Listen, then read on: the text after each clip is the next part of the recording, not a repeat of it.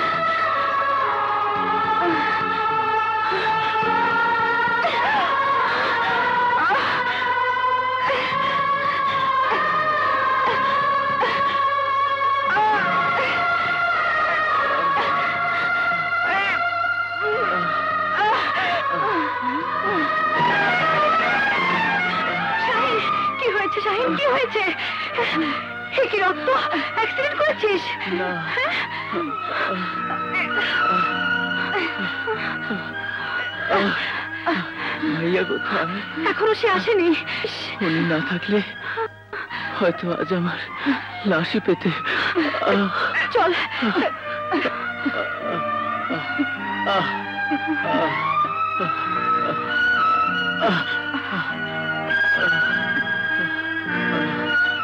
মা, তুমি একটু শাহিনকে দেখো, আমি ডাক্তার ডেকে আনি। আচ্ছা। ওরা কি মানুষ? এইভাবে তোকে মেরেছে? ওদের বুকে কি একটু দয়া মায়া নেই?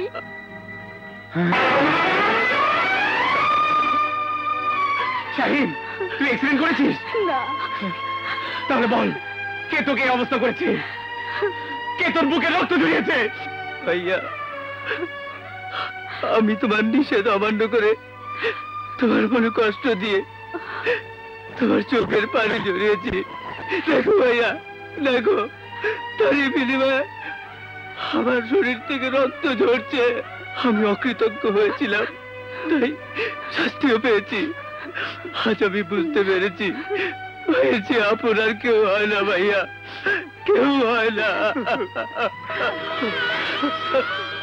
পাগল, আমি তোর পর হয়ে যাইনি, তুই এখনো বুঝিস না।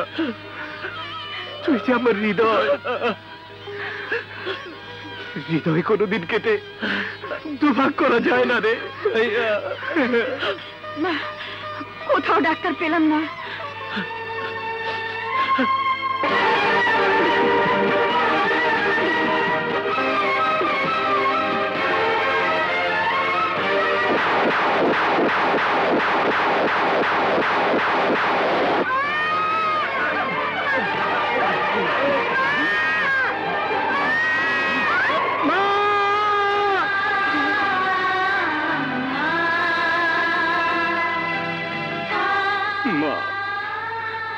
মা গো, আমি তোমার তুহিন, ও তোমার শাহিন। তুহিন? শাহিন? হ্যাঁ মা, ওই যে স্টেশনের ট্রেনটা আমাদের নিয়ে গিয়েছিল, তোমার কি মনে পড়ে না মা? সবই মনে আছে, তাই কতদিন তোদের ওই স্টেশনে খুঁজেছি। আর শাহিনকে কাছে পেও তাকে আমি চিনিনি। আমিও এতটা বছর তোমাকে খুঁজেছি, তোমাকে পাওয়ার আশায় ওই স্টেশনে আজও কুলির কাজ করছি। ভাইয়া, আমি তাহলে আমাদের মাকে মা বলে ডেকেছি? আরে শাহিন, আমাদের মা আমাদের সামনে দাঁড়িয়ে, মাগো আমাকে বুকে দাও, তোমার বুকে শান্তি অনুভব করতে দাও। তোদের বুকে নেবার আশায় আমি যে এতটা বছর শুধু চোখের পানিতে বুক ভাসিয়েছি, কিন্তু কাছে পেয়েও আজ তোকে আমি বুকে নিতে পারবো না। যে কেন কেন কেন? শাহিনের বুকে রক্ত রেখে আমি তোকে বুকে নিতে পারবো না বাবা। নিশ্চয়ই তুমি জানো মা। বলো মা, কে তোমার শাহিনকে রক্তাক্ত করেছে? বলো মা, কে আমার হৃদয়টা টুকটু করতে চেয়েছে? আমি তাদের হৃদয়টা টুকরো টুকরো করে দিয়ে আসবো। না বাবা না, ওই অমানুষগুলোর কাছে তোকে আমি যেতে দেব না। শাহিনকে ওরা কুকুরের মতো বেড়েছে, ওরা তোকে না! ওদের হাত কুলিদের হাত থেকে শক্ত নয় মা। আমি যে হাত দিয়ে কাজ করে তোমার ছেলেকে মানুষ বানিয়েছি, সেই হাত থেকে শক্ত হাত পৃথিবীতে কারো হতে পারে না। নারী না, ওরা টাকা দিয়ে কতগুলি পাগলা কুকুর বসে, ওই কুকুরদের সাথে তুই পারবি না। মা, তুমি শুধু ঠিকানাটা বলো। আমি শাইনের রক্ত হাতে নিয়ে কসম খাচ্ছি, এই রক্ত দিয়ে যদি আমি ওই পরলোকে মেয়ের হাতে মেয়ে বলতে না পারি, আমি তোমার সন্তান না।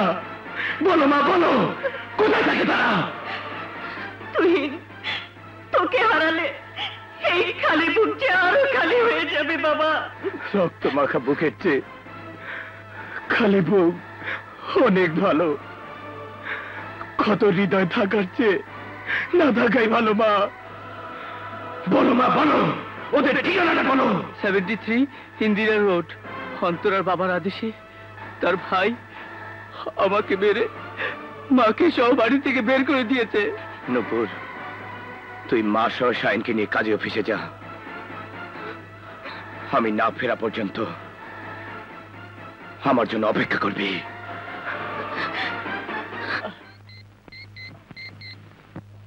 হ্যালো, কি বললে? মিলে গন্ডগোল? আমি এক্ষুনি আসছি। এই তোরা থাক। বাধা দিয়ে কোনো লাভ হবে না, কারণ তোমাকে বাপি বলে ডাকতে আমার ঘৃণা হয়। আঘাতের পর আঘাত করো, তুমি আমার মুখ বন্ধ করে রাখতে পারবে না।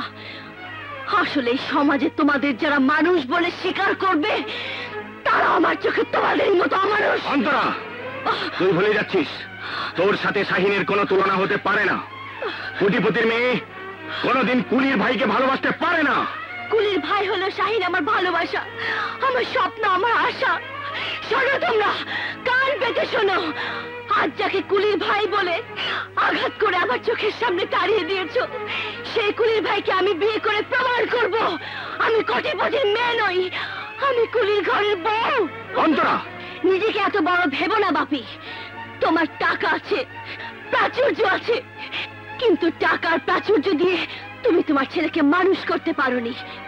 শাহিনের ভাই কুলিগিরি করে মাথার ঘাম পায়ে ফেলে তার ভাইকে ল পাশ করিয়ে সারা পৃথিবীকে বুঝিয়ে দিয়েছে তোমার মতো সম্পদশালীরা কুলি দিন মজুরদের কাছে মূল্যহীন।